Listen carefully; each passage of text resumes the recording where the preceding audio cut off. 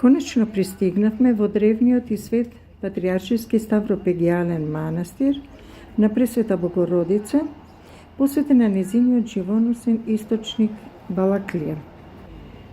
Инаку сместени во надвор од зидините на велелепниот Цариград. Големи се чудата кои се случили во овој храм на Божјата мајка и затоа е добро малку да се внурнеме во минатото, во историјата на овој манастир. Според историските податоци, овој храм бил изграден од великиот император Лав, наречен Макели, во 454 година. Уште пред да стапи на императорскиот трон, овој добар и смирен човек, прочуен со својата добродетелност и милосрдност, еднаш, шетајќи се на тоа место, догледал некој слеп човек како талка низ шумата. Го фатил за рака и тргнал да бара некаков извор. Бидејќи слепецот бил жеден, го замолил Лав да му ја згасне жедта. Лав навлегол во густата шума, барал вода на секате и откако не нашол, се вратил назад натажен. Тогаш слушнал глас кој му рекол: не требаше, Лаве, толку многу да се трудиш за да бараш вода, бидејќи водата е многу близко. Лав се вратил назад да бара вода, но пак не нашол. И повторно слушнал глас: императоре Лаве, влези подлабоко во густата шума и ќе пронајдеш барас, со својата дланка ќе нацрпиш од матната вода и ќе ја згаснеш жетта на слепиот човек. Со калта ќе ги намачкаш неговите болни очи, а ти веднаш ќе разбереш која сум, бидејќи одамна сум на ова место. Лав направил како што му заповедал гласот и откако ги намачкал очите на слепиот, тој веднаш прогледал. Според предскажувањето на Мајката Божја, за кусиот период Лав навистина постанал император. Откако се зацарил, тој на ова место изградил храм, кој според преданието постои до ден денес и во кој и ние во моментот тука престојуваме. Може и самите да ја почувствувате радоста и возбуденоста и упорноста на верниците, кои не им представуваше никаков проблем долгата редица со трпеливост да чекаат за да ги наполнат своите шишенца со чудотворната вода од изворот. Еве во моментов можете и да видите убавината од изворот. Со надеж дека полнејќи ги овие шишенца со вода, некаде каде што ќе ги однесеме и дадеме, ќе донесат исцеление на многу луѓе. Многу сведоштва имало низ минатото за чудесни исцеленија. Ќе ги споменеме следниве. Императорот Јустинијан Велики, кој многу страдал од тешка болест на урината, токму тука добил лек за својата зла болест. Во знак на благодарност, тој изградил нова црква на местото од старата, која била уште поголема и повеличествена. Со текот на времето се вели, црквата неколку пати пострадала од земјотреси, па императорите Василий Македонец, неговиот син Лав Мудриот повторно ја востановиле. Во нивно време се случиле многу чуда на излекување од најразлични болести: бесплодност, цревни отекувања, разни крвотеченија, гнојни рани, рак, разни тешки кожни болести, за кои тогаш, но и денес не постоел лек. Имате можност да го проследите низ видеокадри и останатиот дел од манастирскиот комплекс.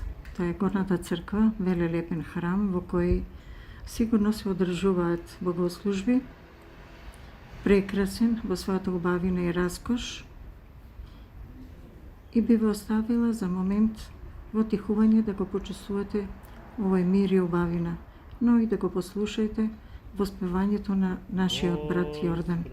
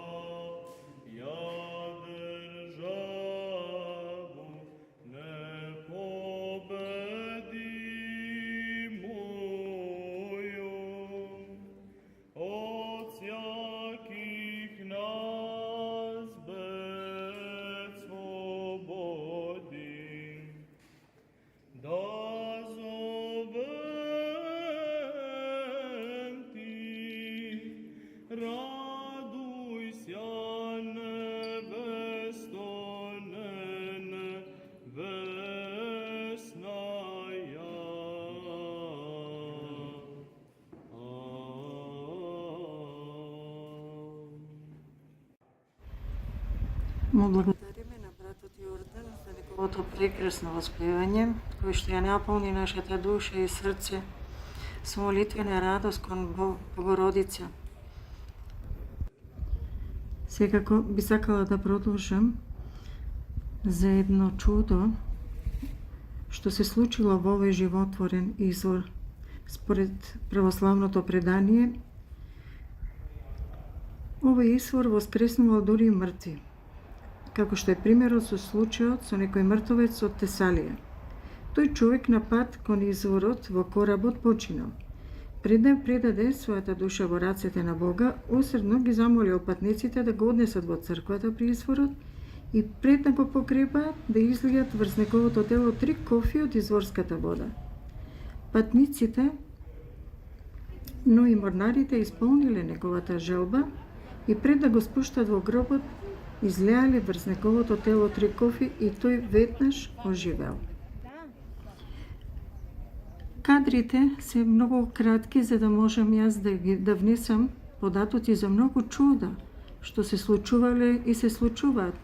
Но дај Боже ние, кои што во овој момент ги наполнивме своите шишенца со овој животворен и спасоносен лек од изворот на Богородица, кој ќе го однесеме во своите домови и ќе го подадеме на оние кои имаат потреба. Сестра Душанка има имен да ја честитаме на многу елита и да го примиме поздрав сите поклоници кои тука сега уживаат после поклонението на изворот и во храмот, и да секако продолжам да таа вода донесе многу исцеленија на многу болни и да после ги слушнеме нивните сведоштва за исцелението од денешно време. Да ја благодариме на Мајка Божја што ги наполни нашите срца со радост. Во моментов ќе видите многу насмејани и благородни лица, задоволни. Ви самите гледате колку се чувствува таа љубов, таа радост, таа убавина во дружбата меѓу сите поклоници. Да ја благодариме на Мајка Божја преди се и на сите кои што возможија со благослов да дојдеме на настанот во Патриаршиската Мајка Црква и да ги доживеме сите убави нешта за кои тргнавме од Македонија. Но за тоа ќе зборуваме во друга прилика.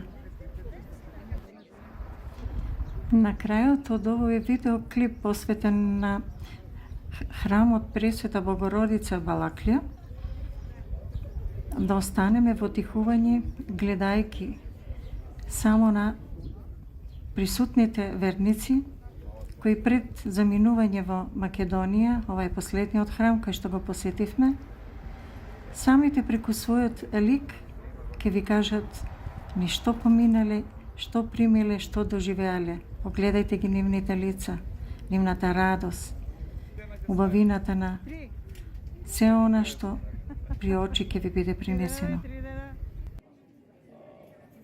Благодарност и до самите поклоници кои покажаа дека се доследни Божји слуги и припадници на Македонската православна црква.